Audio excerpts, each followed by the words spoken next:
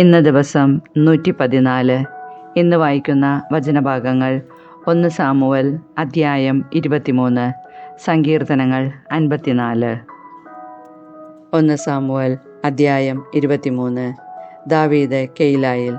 ഫിലിസ്ത്യർ കെയില ആക്രമിക്കുമെന്നും മെതിക്കളങ്ങൾ കവർച്ച ചെയ്യുമെന്നും ദാവീദിന് അറിവ് കിട്ടി. അതിനാൽ അവൻ കർത്താവിനോട് ആരാഞ്ഞു, ഞാൻ പോയി ഫിലിസ്ത്യരെ ആക്രമിക്കട്ടെയോ? കർത്താവ് ദാവീദിന് അനുമതി നൽകി. പോയി ഫിലിസ്ത്യരെ ആക്രമിച്ച് കെയില രക്ഷിക്കുക. ദാവീദിനോട് കൂടെയുള്ളവർ ചോദിച്ചു, നമ്മളിവിടെ യൂദായിൽ തന്നെ ഭയന്നാണ് കഴിയുന്നത്, പിന്നെങ്ങനെ ഫിലിസ്ത്യരെ നേരിടാൻ കെയിലായിൽ പോകും? ദാവീദ് വീണ്ടും കർത്താവിനോട് ആരാഞ്ഞു. കർത്താവ് പറഞ്ഞു, കെയിലായിലേക്ക് പോവുക, ഫിലിസ്ത്യരെ ഞാൻ നിന്റെ കയ്യിൽ ഏൽപ്പിക്കും. ദാവീദും കൂട്ടരും അവിടെ ചെന്ന് ഫിലിസ്ത്യരുമായി ഏറ്റുമുട്ടി അവരുടെ ആടുമാടുകളെ അപഹരിച്ചു. വലിയൊരു കൂട്ടക്കൊല അവിടെ നടന്നു. അങ്ങനെ ദാവീദ് കെയില നിവാസികളെ രക്ഷിച്ചു. അഹിമലേക്കിൻ്റെ മകൻ അബിയാദർ രക്ഷപ്പെട്ട് കെയിലായിൽ ദാവീദിൻ്റെ അടുത്ത് വരുമ്പോൾ കയ്യിൽ ഒരു എഫോദുമുണ്ടായിരുന്നു. ദാവീദ് കെയിലായിൽ വന്നിട്ടുണ്ടെന്ന് സാവൂളിന് അറിവ് കിട്ടി. അവൻ പറഞ്ഞു, ദൈവം അവനെ എൻ്റെ കയ്യിൽ ഏൽപ്പിച്ചിരിക്കുന്നു. എന്തെന്നാൽ വാതിലുകളും ഓടാമ്പലുകളുമുള്ള പട്ടണത്തിൽ പ്രവേശിച്ച് അവൻ സ്വയം കുടുങ്ങിയിരിക്കുന്നു. സാവൂൾ ജനത്തെ വിളിച്ചുകൂട്ടി കെയിലായിൽ ചെന്ന് ദാവീദിനെയും കൂട്ടരെയും ആക്രമിക്കാൻ കൽപ്പിച്ചു. സാവൂൾ തനിക്കെതിരെ ദുരാലോചന നടത്തുന്ന വിവരമറിഞ്ഞ് ദാവീദ് പുരോഹിതനായ അബിയാദറിനോട് പറഞ്ഞു, എഫോദ് ഇവിടെ കൊണ്ടുവരിക. അനന്തരം ദാവീദ് പ്രാർത്ഥിച്ചു, ഇസ്രായേലിൻ്റെ ദൈവമായ കർത്താവേ, എന്നെ പ്രതി കെയില നഗരത്തെ നശിപ്പിക്കാൻ സാവൂൾ ഒരുങ്ങുന്നതായി അങ്ങേ ദാസൻ കേട്ടു. കെയില നിവാസികൾ എന്നെ അവൻ്റെ കയ്യിൽ ഏൽപ്പിച്ചു കൊടുക്കുമോ? അങ്ങയുടെ ദാസൻ കേട്ടതുപോലെ സാവൂൾ ഇങ്ങോട്ട് വരുമോ? ഇസ്രായേലിൻ്റെ ദൈവമായ കർത്താവേ, അങ്ങയുടെ ദാസന് ഉത്തരമരുളണമേ. അവൻ വരുമെന്ന് കർത്താവ് അറിയിച്ചു. ദാവീദ് ചോദിച്ചു, കെയിലാക്കാർ എന്നെയും എൻ്റെ ആൾക്കാരെയും സാവൂളിൻ്റെ കയ്യിൽ ഏൽപ്പിച്ചു കൊടുക്കുമോ? കർത്താവ് പറഞ്ഞു, അവർ നിന്നെ ഏൽപ്പിച്ചു കൊടുക്കും. ഉടനെ ദാവീദും 600ഓളം വരുന്ന അവൻ്റെ ആൾക്കാരും കെയിലായിൽ നിന്ന് പുറത്തു കടന്ന് എങ്ങോട്ടെന്നില്ലാതെ യാത്രയായി. കെയിലായിൽ നിന്ന് അവൻ രക്ഷപ്പെട്ടു എന്നറിഞ്ഞപ്പോൾ സാവൂൾ യാത്ര നിർത്തിവെച്ചു. ദാവീദ് സിഫ് മരുഭൂമിയിലെ കുന്നുകളിൽ ഒളിസ്ഥലങ്ങളിൽ താമസിച്ചു. സാവൂൾ ദിനംതോറും അവനെ അന്വേഷിച്ചു കൊണ്ടിരുന്നു. എന്നാൽ ദൈവം അവനെ സാവൂളിൻ്റെ കയ്യിലേൽപ്പിച്ചില്ല. തൻ്റെ ജീവനെ തേടിയാണ് സാവൂൾ സഞ്ചരിക്കുന്നതെന്ന് അറിഞ്ഞപ്പോൾ ദാവീദ് ഭയപ്പെട്ടു. അവൻ സിഫ് മരുഭൂമിയിലെ ഹോറഷിലായിരുന്നു. സാവൂളിൻ്റെ മകൻ ജോനാഥൻ ഹോറഷിലെത്തി ദാവീദിനെ ദൈവനാമത്തിൽ ധൈര്യപ്പെടുത്തി. അവൻ പറഞ്ഞു, ഭയപ്പെടേണ്ട, എൻ്റെ പിതാവിന് സാവൂളിന് നിന്നെ പിടികിട്ടുകയില്ല. നീ ഇസ്രായേലിൻ്റെ രാജാവാകും. ഞാൻ നിനക്ക് രണ്ടാമനുമായിരിക്കും. എൻ്റെ പിതാവിനും ഇതറിയാം. ഇരുവരും കർത്താവിൻ്റെ സന്നിധിയിൽ ഒരു ഉടമ്പടി ചെയ്തു.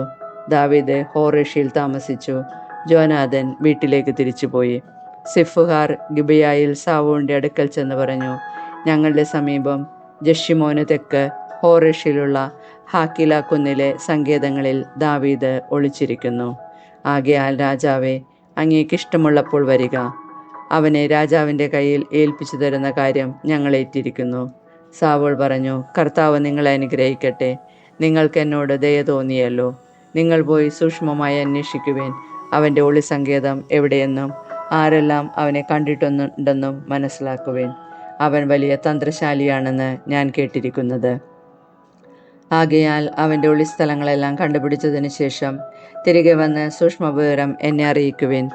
അപ്പോൾ ഞാൻ നിങ്ങളോട് കൂടെ പോരാം. അവൻ നാട്ടിലെവിടെയെങ്കിലും ഉണ്ടെങ്കിൽ യൂദായിലെ ആയിരങ്ങളിൽ നിന്ന് അവനെ ഞാൻ തേടിപ്പിടിക്കും. അവർ പുറപ്പെട്ട് സാവൂളിന് മുൻപേ സിഫിലേക്ക് പോയി. ദാവീദും അനുചരന്മാരും ജഷിമോന് തെക്ക് അരാബയിലെ മാവോൻ മരുഭൂമിയിലായിരുന്നു. സാവൂളും സേവകരും അവനെ അന്വേഷിച്ചു പുറപ്പെട്ടു. ഇതറിഞ്ഞ ദാവീദ് മാവോൻ മരുഭൂമിയിലുള്ള പാറക്കെട്ടിലേക്ക് പോയി. സാവൂൾ ഇത് കേട്ട് ദാവീദിനെ പിന്തുടർന്ന് ആ മരുഭൂമിയിലെത്തി. സാവൂൾ മലയുടെ ഒരു വശത്തു കൂടിയും ദാവീദും അനുചരന്മാരും മറുവശത്തു കൂടിയും പോയി. സാവൂളിൽ നിന്ന് രക്ഷപ്പെടാൻ ദാവീദ് ബന്ധപ്പെടുകയായിരുന്നു. ദാവീദിനെയും അനുയായികളെയും പിടിക്കാൻ സാവൂളും സൈന്യവും അടുത്തുകൊണ്ടിരുന്നു. അപ്പോൾ ഒരു ദൂതൻ വന്ന് സാവൂളിനോട് പറഞ്ഞു, വേഗം വരണം, ഫിലിസ്ത്യർ നമ്മുടെ രാജ്യത്തെ ആക്രമിച്ചിരിക്കുന്നു. ഇത് കേട്ട് അവൻ ദാവീദിനെ പിന്തുടരാതെ ഫിലിസ്ത്യർക്കെതിരെ പുറപ്പെട്ടു. അങ്ങനെ ആ സ്ഥലത്തിന് രക്ഷപ്പെടലിൻ്റെ പാറ എന്ന് പേരുണ്ടായി. ദാവീദ് അവിടെ നിന്ന് എൻഗേദിയിലെ ഒളിസങ്കേതങ്ങളിൽ ചെന്ന് പാർത്തു. സങ്കീർത്തനങ്ങൾ 54. ദൈവം എനിക്ക് സഹായം. ദൈവമേ, അങ്ങയുടെ നാമത്താൽ എന്നെ രക്ഷിക്കണമേ. അങ്ങയുടെ ശക്തിയിൽ എനിക്ക് നീതി നടത്തി തരണമേ. ദൈവമേ, എൻ്റെ പ്രാർത്ഥന കേൾക്കണമേ. എൻ്റെ അധരങ്ങളിൽ നിന്ന് ഉതിരുന്ന വാക്കുകൾ ശ്രദ്ധിക്കണമേ. അഹങ്കാരികൾ എന്നെ എതിർക്കുന്നു, നിർദ്ദയർ എന്നെ വേട്ടയാടുന്നു. അവർക്ക് ദൈവചിന്തയില്ല. ഇതാ, ദൈവമാണ് എൻ്റെ സഹായകൻ. കർത്താവാണ് എൻ്റെ ജീവൻ താങ്ങി നിർത്തുന്നവൻ.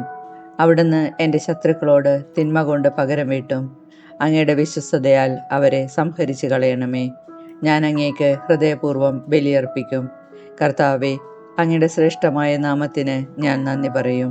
അങ്ങെന്നെ എല്ലാ കഷ്ടതകളിലും നിന്ന് മോചിപ്പിച്ചു. ശത്രുക്കളുടെ പരാജയം എൻ്റെ കണ്ണുകൾ കണ്ടു.